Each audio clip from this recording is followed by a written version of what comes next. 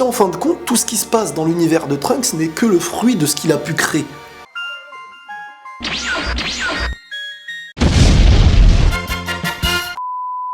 Les amis, notre épisode est clair, hein, il nous a enfin défini qui était Goku, Black Panthers en fait, on est au courant de tout. On a eu le droit à une super bataille, Zamasu, Black Goku vs Trunks, Vegeta et Goku le retour, avec supporters, supportrices, Mai, Bulma, Yajirobe, c'est pas avec ce genre de public que tu vas être motivé. Et à ce moment-là, on apprend quand même l'histoire de Zamasu et de Black. Comment l'un est devenu l'autre, comment l'autre est devenu l'un, on comprenait plus rien, on était dans des théories pas possibles, hein.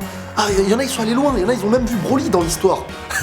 Non, mais on aime Broly, mais faut se calmer. Il y a la réalité et les choses qui ne peuvent pas être faites, tu vois. C'est comme quand t'aimes fort quelqu'un, ça veut pas dire que tu finiras ta vie avec. C'est triste, mais c'est la vie. Bref, on va arrêter, sinon il y en a qui vont pleurer. Qui est Black Goku, bon sang ? Dans le dernier épisode, il avait expliqué que son corps était le corps de Goku en fait. Ils avaient pas créé un nouveau Goku, il avait utilisé le vrai corps de Goku. À l'aide du dragon, celui-ci avait inversé les personnages à l'image d'un Jinyu par exemple. Donc en gros, le Zamasu primaire, hein, j'appelle le Zamasu primaire, c'est celui qui a créé tout le désordre.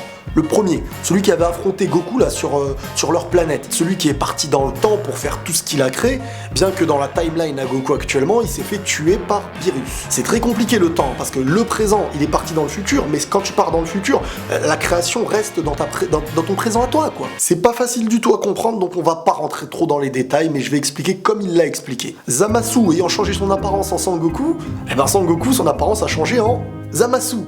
Sangoku était vert, ouais. Ça aurait pu être l'ami de Piccolo à ce moment-là, c'est ce que je me suis dit quand j'ai vu. Sauf qu'il a pas eu le temps de survivre très longtemps. Et un truc que j'ai pas compris dans cet épisode, c'est lorsque Sangoten a vu son père devenir vert, son premier réflexe, ça avait été d'aller partir chercher sa mère. Quand il y a un problème, tu peux essayer de le résoudre toi-même. Il est parti chercher maman, le mec. Bref, le Zamasu dans le corps de Goku actuel, hein, s'est vu tuer tout le monde sur le passage. Sangoku ayant le corps de Zamasu était mort, Sangoten et Shishi. Bon, parfois il y a un truc qui me saoule dans les résumés, dans les mecs quand ils racontent l'histoire. Je sais pas, quand tu vois Sangoku se battre, ça dure toujours longtemps. Mais quand un méchant raconte ses projets, c'est très rapide. T'imagines si Dragon Ball Super vivait dans cette timeline, c'est-à-dire l'épisode qui sortait, c'était la timeline où Goku meurt dans le corps de Zamasu. En gros, l'épisode commence, Zamasu il a fait son projet, il a tué Goku, sa femme et son fils.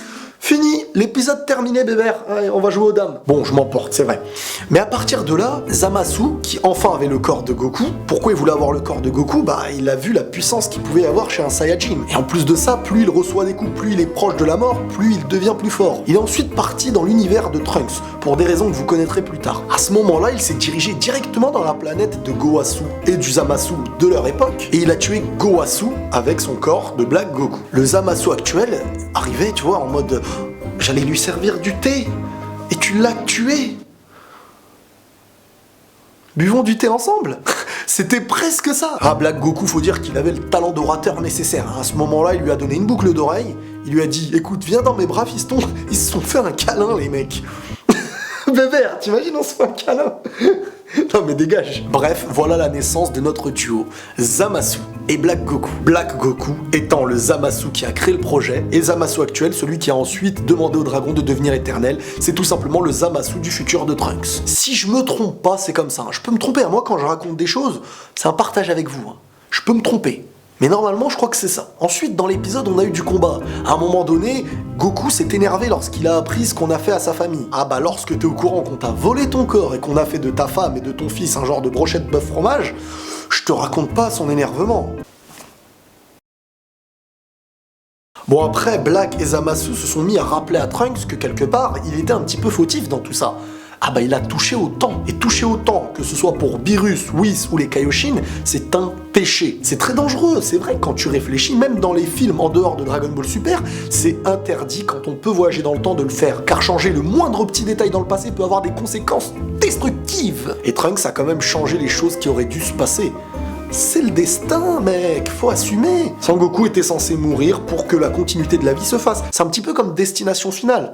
Ah bah ça te suit, le truc, hein. C'est comme la peste, hein, je sais pas, mais ça te suit. Tu empêches une chose, et ben elle reviendra. Le mec, il fait de la gym ou il a Euro Disney, il doit mourir, il doit mourir. Donc quelque part, est-ce que le malheur suit un petit peu Trunks à cause du péché qu'il a pu commettre? Celui de changer le temps. Bon, à force d'avoir été traité de pêcheur, Trunks n'aimant pas trop le poisson s'est mis à s'énerver. Hein. Le mec qui a rien compris. Non mais vous m'avez compris. Trunks ne voulait que le bien en fait. Il voulait sauver les siens et sauver tout simplement ceux qu'il aimait. Faire de sa vie quelque chose de meilleur.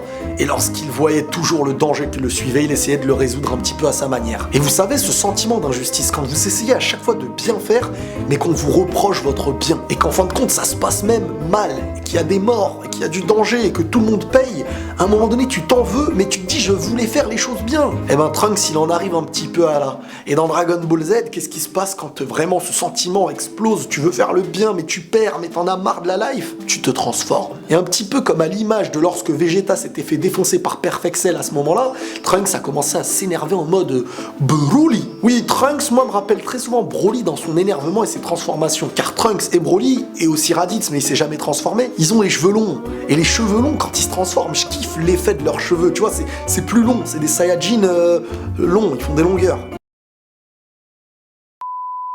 Et Trunks, à ce moment-là, il nous a fait une transformation mixte, bizarre, ça avait pas de sens en fait. Je sais pas, j'ai pas compris le projet, c'est une nouvelle transformation. J'espère sincèrement que ça va pas être le Saiyajin Blue, hein, parce que j'ai vu le petit aura qui l'entourait Blue en mode je te mets le truc discretos. J'espère sincèrement que pour rester dans le réalisme, qu'il va pas avoir les cheveux bleus.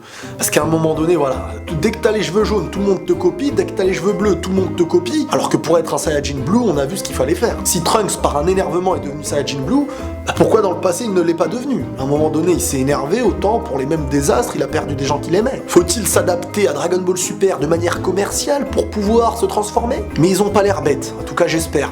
Il s'est transformé en Super Saiyajin avec un aura blue, mais sans être blue. Tu m'as compris?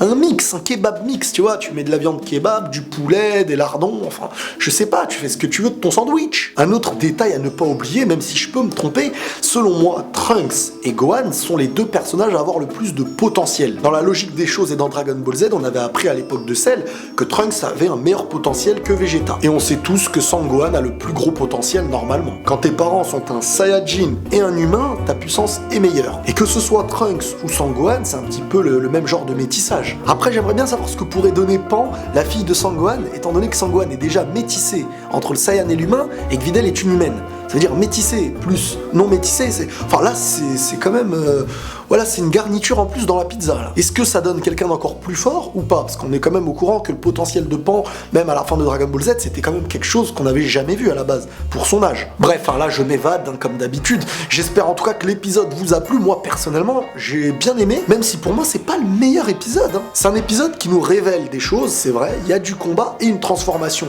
C'est vrai que c'est super, mais moi je kiffe la création plus que la finalité. Donc on va voir la transformation, ce qu'elle va donner, on va voir quelle puissance il aura, s'il sera au-dessus des autres ou pas, ou si tout simplement sa colère pourra le faire remporter. Bien que je pense qu'il va pouvoir contribuer, mais sans réellement gagner. Il va falloir trouver une nouvelle technique, il va falloir trouver quelque chose de nouveau pour essayer de vaincre Zamasu et Black Goku, qui sont à la base deux Zamasu de deux époques différentes.